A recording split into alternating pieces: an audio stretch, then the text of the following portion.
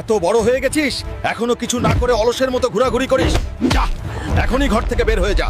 নিজের পায়ে দাঁড়াতে না পারলে আর ফিরে আসবি না। বাবা, ঘর ছেড়ে চলে যাস না। তোর বাবার সেই সময় একটু মাথা গরম ছিল। না মা, আমি প্রতিষ্ঠিত হয়ে তারপরেই বাড়ি ফিরব। বাবা হাল্ক, আমি তোকে খুব ভালোবাসি, কিন্তু এই দুনিয়ার বাস্তবতা যে অনেক কঠিন। আমরা মরে গেলে তুই কিভাবে এই দুনিয়াতে টিকে থাকবি? চাচা, আমাকে আপনার এখানে একটা কাজ দিবেন? আমার আর কোথাও যাওয়ার জায়গা নাই। ঠিক আছে ভাতিজা, আজ থেকে তুমি আমার চায়ের দোকানে মন দিয়ে কাজ করবা। এই নিন চা। আপনার আর কিছু লাগলে আমাকে বলুন। এতদিন বাবার হোটেলে খেয়ে বাস্তবটা বুঝতে পারি নাই।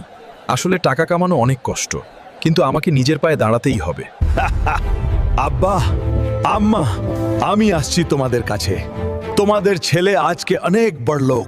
বাবা, মা, দেখো, আজ তোমার ছেলে অনেক গাড়ি বাড়ির মালিক, আর তোমাদের জন্য কিন্তু একটা সুন্দরী বৌমাও নিয়ে